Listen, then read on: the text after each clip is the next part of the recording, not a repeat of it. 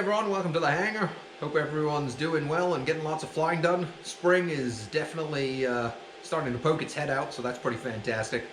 We got lots going on here. We're working through the annual on the teal right now. The Aqueduster project's at a bit of a standstill, I'm afraid.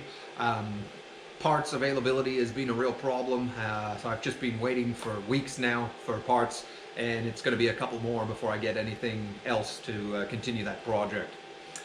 What I really want to talk about today is buying airplanes again. Now, I did a video on this a little earlier, but I wanted to really emphasize the importance of doing the purchase inspections. Right now, there seems to be a lot of demand for airplanes, and the market is getting pretty hot. Lots of stuff is going for really, really big money, and I've done a number of purchase inspections in the last couple of months, and there's been some real disaster airplanes, and they're asking a lot of money for them. So do your research, be careful about what you're buying, and understand what you're getting, and when in doubt, or any time, I'd strongly suggest getting a mechanic that you trust and is going to know the rules and understand what's happening to get a good look at that aircraft before you sign the dotted line.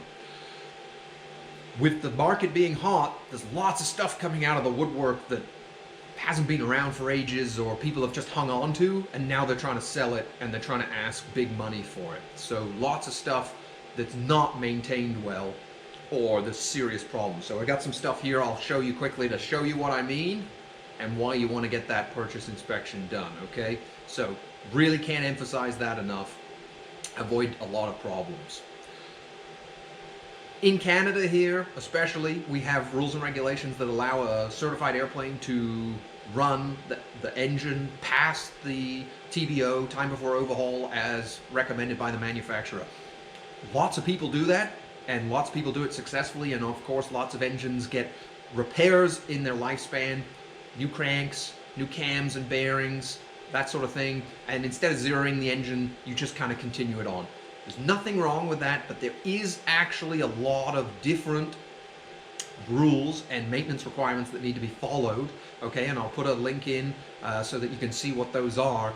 They actually do have to be done. It has to be signed off, and then you have to maintain the airplane in accordance with that new set of regulations. Lots of people are missing that. They just say, oh, it's on condition, and I can keep flying it, but they're not doing the maintenance.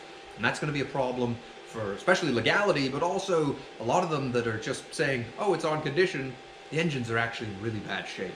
So let's take a look at a few things we've got here. Okay, on the bench I have some cylinders from an 0300 Continental.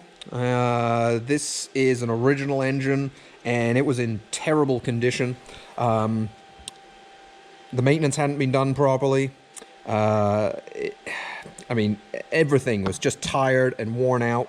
I mean, this is what we got out the screen, and when I drained the oil out of it, okay, you could see the metal flakes coming out. All right, we've got the cylinders here, and worn, corrosion, pitting. The piston pins were fretting against the cylinder walls and making metal. The compressions were all very bad, low.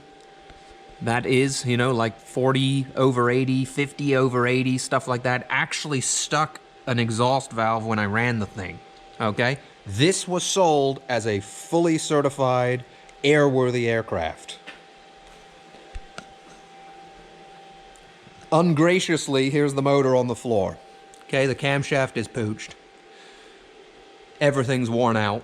This is going for a full overhaul. When I drained this, I got water out first, and a fair bit of water.